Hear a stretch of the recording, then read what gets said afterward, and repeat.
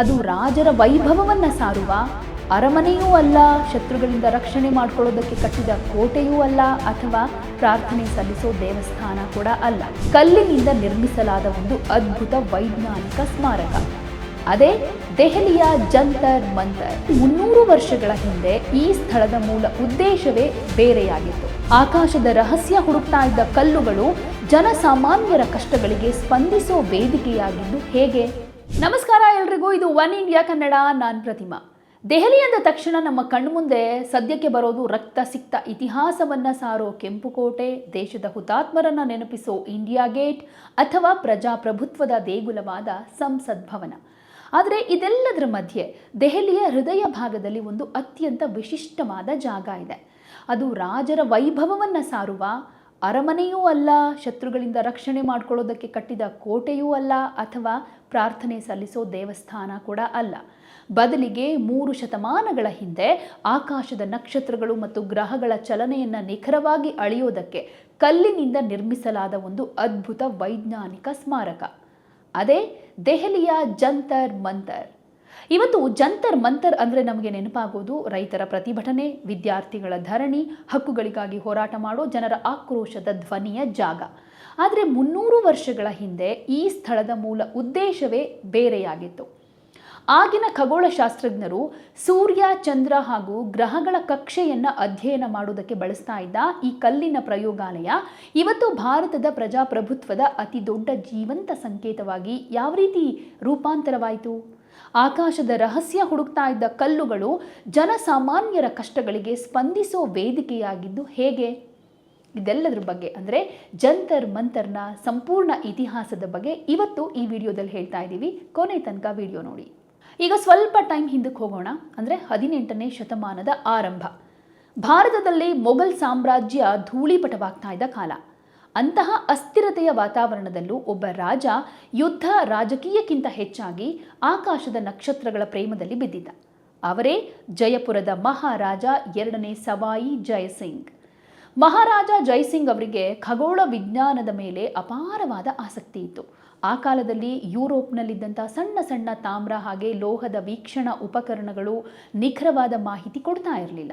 ಗಾಳಿ, ಬಿಸಿಲು ಹಾಗೆ ತಾಪಮಾನದ ಬದಲಾವಣೆಯಿಂದ ಆ ಲೋಹದ ಉಪಕರಣಗಳು ಮುರಿದು ಬೀಳ್ತಾ ಇದ್ವು, ಅಥವಾ ಅವುಗಳ ಲೆಕ್ಕಾಚಾರ ತಪ್ತಾ ಇತ್ತು.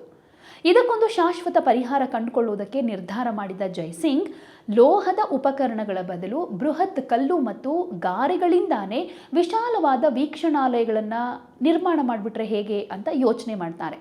ಅದರ ಫಲಿತಾಂಶವೇ 1724ರಲ್ಲಿ ದೆಹಲಿಯಲ್ಲಿ ತಲೆ ಎತ್ತಿದ ಮೊದಲ ಜಂತರ್ ಮಂತರ್. ಈ ಯಶಸ್ಸಿನ ನಂತರ ಮಹಾರಾಜ ಜಯಸಿಂಗ್ ಸುಮ್ಮನೆ ಕೂರಲಿಲ್ಲ. ಅವರು ಜಯಪುರ, ಉಜ್ಜಯಿನಿ, ವಾರಣಾಸಿ ಹಾಗೆ ಮಥುರಾದಲ್ಲೂ ಇದೇ ಮಾದರಿಯ ಆಕಾಶ ವೀಕ್ಷಣಾಲಯಗಳನ್ನು ಸ್ಥಾಪನೆ ಮಾಡಿದರು. ಹೀಗೆ ಇಡೀ ಉತ್ತರ ಭಾರತದಲ್ಲಿ ಖಗೋಳ ವಿಜ್ಞಾನದ ಬೃಹತ್ ಜಾಲವೊಂದನ್ನು ಕೇವಲ ಕಲ್ಲುಗಳಿಂದಲೇ ಕಟ್ಟಿ ನಿಲ್ಲಿಸಿದರು. ಸಾಮಾನ್ಯವಾಗಿ ಜಂತರ್ ಮಂತರ್ ಅಂದರೆ ಜಾದೂ ಅಥವಾ ತಂತ್ರ ಮಂತ್ರ ಅನ್ನೋ ತಪ್ಪು ತಿಳುವಳಿಕೆ ಅನೇಕರಲ್ಲಿದೆ. ಆದರೆ ಇತಿಹಾಸಕಾರರ ಪ್ರಕಾರ ಈ ಹೆಸರು ಬಂದಿದ್ದು ಸಂಸ್ಕೃತದ ಯಂತ್ರ ಮಂತ್ರ ಅನ್ನೋ ಪದದಿಂದ. ಯಂತ್ರ ಅಂದರೆ ಸಾಧನ ಅಥವಾ ಉಪಕರಣ, ಮಂತ್ರ ಅಂದರೆ ಲೆಕ್ಕಾಚಾರ ಅಥವಾ ಆಲೋಚನೆ. ಅಂದರೆ ಆಕಾಶದ ಗ್ರಹ ನಕ್ಷತ್ರಗಳನ್ನು ಲೆಕ್ಕ ಹಾಕೋ ಯಂತ್ರ ಅನ್ನೋ ಅರ್ಥ. ಇಲ್ಲಿರುವಂತಹ ಬೃಹತ್ ಜಾಮಿತೀಯ ಕಲ್ಲುಗಳು ಬರೀ ಕಲಾಕೃತಿಗಳು ಮಾತ್ರ ಅಲ್ಲ, ಅವು ಒಂದೊಂದು ನಿಖರವಾದ ಉಪಕರಣಗಳು. ಟೆಲಿಸ್ಕೋಪ್ ಕಂಡುಹಿಡಿಯುವುದಕ್ಕೂ ಮುಂಚೆನೇ ಇಂದಿನ ಕಂಪ್ಯೂಟರ್ಗಳಿಗಿಂತ ನಿಖರವಾಗಿ ಸಮಯ ಹಾಗೆ ಗ್ರಹಗಳ ಸ್ಥಾನವನ್ನು ಇವು ಕೊಡ್ತಾ ಇದ್ವು. ಸಮ್ರಾಟ್ ಯಂತ್ರ ಮೊದಲಿಗೆ ಇದು ಜಗತ್ತಿನ ಅತಿ ದೊಡ್ಡ ಸೂರ್ಯ ಪಡಿಯಾರಗಳಲ್ಲಿ ಒಂದು. ಬೃಹತ್ ತ್ರಿಕೋನಾಕಾರದ ಈ ಕಟ್ಟಡದ ನೆರಳು ಬೀಳುವ ಜಾಗವನ್ನು ನೋಡಿ. ಅಂದಿನ ಕಾಲದಲ್ಲಿ ಸೆಕೆಂಡ್ಗಳ ಲೆಕ್ಕದಲ್ಲಿ ನಿಖರ ಟೈಮನ್ನು ಹೇಳಲಾಗ್ತಾ ಇತ್ತು. ಜೈಪ್ರಕಾಶ್ ಯಂತ್ರ ಅಂತ ಒಂದಿದೆ. ಅಂದರೆ ಅರ್ಧ ಗೋಳಾಕಾರದ ಬಟ್ಟಲಿನಂತಿರೋ ಈ ರಚನೆ ಆಕಾಶದ ಕಕ್ಷೆಯಲ್ಲಿ ಗ್ರಹಗಳು ಹಾಗೆ ನಕ್ಷತ್ರಗಳು ಎಲ್ಲಿವೆ ಅನ್ನೋದನ್ನು ನಿರ್ದೇಶಾಂಕಗಳ ಮೂಲಕ ತೋರಿಸ್ತಾ ಇತ್ತು. ಇನ್ನು ರಾಮಯಂತ್ರ ಅನ್ನೋದು, ಇದು ಸೂರ್ಯ ಮತ್ತು ಚಂದ್ರನ ಎತ್ತರ ಹಾಗೆ ಕೋನಗಳನ್ನು ಅಳೆಯೋದಕ್ಕೆ ಬಳಕೆಯಾಗ್ತಾ ಇತ್ತು. ದೆಹಲಿಯ ಮಧ್ಯಭಾಗದಲ್ಲಿ ನಿಂತು ಈ ವಿಚಿತ್ರ ಜಾಮಿತೀಯ ಮೆಟ್ಟಲುಗಳು, ಬಾಗಿದ ಗೋಡೆಗಳನ್ನು ನೋಡಿದರೆ ಇದು ವಿಜ್ಞಾನದ ಪ್ರಯೋಗಾಲಯವೋ ಅಥವಾ ಕಲಾ ಉದ್ಯಾನವೋ ಅನ್ನೋ ಕೌತುಕ ಮೂಡೋದು ಸಹಜ.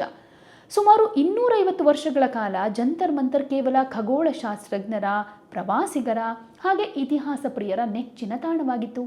ಆದರೆ 20ನೇ ಶತಮಾನದ ಕೊನೆಯ ಭಾಗದಲ್ಲಿ ಅಂದರೆ 1980 ಹಾಗೆ 90ರ ದಶಕದಲ್ಲಿ ಇದರ ಚರಿತ್ರೆ ಕಂಪ್ಲೀಟ್ ಆಗಿ ಹೊಸ ತಿರುವನ್ನು ಪಡ್ಕೊಳ್ತು. ಅಷ್ಟಕ್ಕೂ ಜಂತರ್ ಮಂತರ್ ಪ್ರತಿಭಟನಾ ಸ್ಥಳವಾಗಿದ್ದು ಹೇಗೆ ಗೊತ್ತಾ? 1980ರ ದಶಕದ ತನಕ ದೆಹಲಿಯಲ್ಲಿ ಪ್ರಮುಖ ಸಾರ್ವಜನಿಕ ಪ್ರತಿಭಟನೆಗಳು ಅಥವಾ ರೈತರ ಹೋರಾಟಗಳು ನಡೀತಾ ಇದ್ವು. ಇಂಡಿಯಾ ಗೇಟ್ ಬಳಿ ಬೋಟ್ ಕ್ಲಬ್ ಮೈದಾನದಲ್ಲಿ ನಡೀತಾ ಇದ್ವು. ಆದರೆ 1988ರಲ್ಲಿ MS ಟಿಕಾಯತ್ ನೇತೃತ್ವದಲ್ಲಿ ಲಕ್ಷಾಂತರ ರೈತರು ಬೋಟ್ ಕ್ಲಬ್ ಆಕ್ರಮಿಸಿಕೊಂಡು ದೆಹಲಿಯನ್ನು ಸ್ತಂಭನಗೊಳಿಸಿಬಿಟ್ರು. ಭದ್ರತಾ ಕಾರಣಗಳಿಗಾಗಿ ಸರ್ಕಾರ ಬೋಟ್ ಕ್ಲಬ್ನಲ್ಲಿ ಪ್ರತಿಭಟನೆಗಳನ್ನು ಕಂಪ್ಲೀಟ್ ಆಗಿ ನಿಷೇಧ ಮಾಡಿತು. ಆಗ ಸರ್ಕಾರ ಹಾಗೆ ದೆಹಲಿ ಪೊಲೀಸರಿಗೆ ಪರ್ಯಾಯ ಸ್ಥಳದ ಅಗತ್ಯ ಆಯಿತು. ಸರ್ಕಾರ ಆಯ್ಕೆ ಮಾಡಿದ್ದೇ ಜಂತರ್ ಮಂತರ್ ರಸ್ತೆ.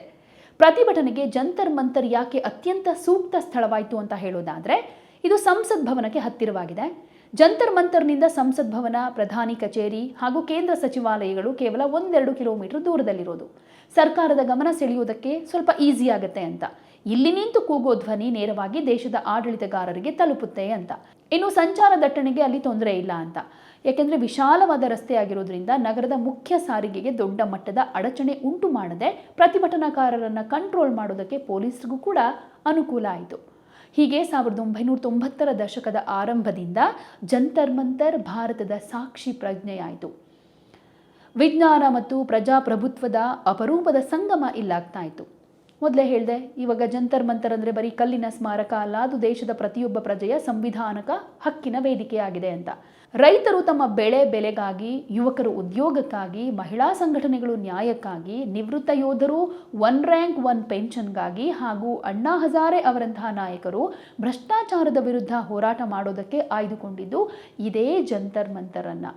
ಒಂದೇ ಆವರಣದಲ್ಲಿ 2 ವಿಭಿನ್ನ ಕಾಲಘಟ್ಟಗಳು ಮುಖಾಮುಖಿಯಾಗುತ್ತವೆ. ಇಲ್ಲಿ ಒಂದು ಕಡೆ 300 ವರ್ಷಗಳ ಹಿಂದೆ ನಕ್ಷತ್ರಗಳ ಚಲನೆಯನ್ನು ಅಳೆಯುವುದಕ್ಕೆ ನಿರ್ಮಿಸಿದ ಕಲ್ಲಿನ ರಚನೆಗಳು ಶಾಂತವಾಗಿ ನಿಂತಿವೆ.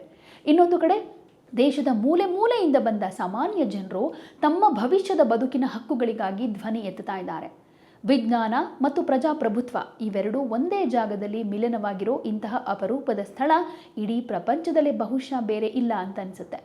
3 ಶತಮಾನಗಳ ಹಿಂದೆ ಆಕಾಶದ ರಹಸ್ಯಗಳನ್ನು ಅರಿಯುವುದಕ್ಕೆ ನಿರ್ಮಿಸಿದಂತಹ ಜಂತರ್ ಮಂತರ್ ಇವತ್ತು ಭಾರತೀಯರ ಮನಸ್ಸಿನ ಅಂತರಾಳದ ಬೇಡಿಕೆಗಳನ್ನು ರಾಷ್ಟ್ರದ ಮುಂದೆ ತಲುಪಿಸೋ ಪ್ರಜಾಪ್ರಭುತ್ವದ ಜೀವಂತ ಕನ್ನಡಿ. ನೀವು ಯಾವಾಗಲಾದರೂ ದೆಹಲಿಗೆ ಹೋದರೆ ಬರೀ ಪ್ರವಾಸಿಯಾಗಿ ಜಂತರ್ ಮಂತರ್ಗೆ ಹೋಗಿ ಬರಬೇಡಿ. ಅಲ್ಲಿರುವಂತಹ ಕಲ್ಲುಗಳಲ್ಲಿ ಅಡಗಿರೋ ಪ್ರಾಚೀನ ಭಾರತದ ವಿಜ್ಞಾನದ ತೇಜಸ್ಸನ್ನು ಮತ್ತು ಅಲ್ಲಿ ಧರಣಿ ಕೂತಿರೋ ಜನರ ಕಣ್ಣುಗಳಲ್ಲಿರೋ ಪ್ರಜಾಪ್ರಭುತ್ವದ ಭರವಸೆಯನ್ನು ಒಮ್ಮೆ ನೋಡಿ ಬನ್ನಿ. ಸೊ ನಿಮ್ಗೆ ಹೇಗೆ ಅನಿಸುತ್ತೆ, ಈ ಜಂತರ್ ಮಂತರ್ನಂತಹ ಐತಿಹಾಸಿಕ ವಿಜ್ಞಾನ ಸ್ಮಾರಕವನ್ನು ಪ್ರತಿಭಟನಾ ಸ್ಥಳವಾಗಿ ಬಳಸ್ತಾ ಇರೋದು ಸರಿನಾ ತಪ್ಪಾ, ಅಥವಾ ಇದನ್ನು ಕೇವಲ ಪಾರಂಪರಿಕ ಸ್ಮಾರಕವಾಗಿ ಮಾತ್ರ ಉಳಿಸ್ಬೇಕಾಗಿತ್ತಾ? ಸೊ ಏನೇ ಅನಿಸಿದ್ರು ಕಮೆಂಟ್ನಲ್ಲಿ ತಿಳಿಸಿ. ನಮಸ್ಕಾರ. ಯಾವುದೇ ಸುದ್ದಿಯ ಅಪ್ಡೇಟ್ ಅನ್ನ ಮಿಸ್ ಮಾಡ್ಕೊಳ್ಬಾರ್ದು ಅಂದ್ರೆ ಈಗಲೇ ಒನ್ ಇಂಡಿಯಾವನ್ನ ಸಬ್ಸ್ಕ್ರೈಬ್ ಮಾಡಿ. ನಿಮಗೆ ಬೇಕಾದ ಭಾಷೆಯಲ್ಲಿ ಎಲ್ಲಾ ಸುದ್ದಿ ತಿಳಿಬೇಕು ಅಂದ್ರೆ ಒನ್ ಇಂಡಿಯಾ ಆಪ್ ಅನ್ನ ಡೌನ್ಲೋಡ್ ಮಾಡ್ಕೊಳ್ಳಿ.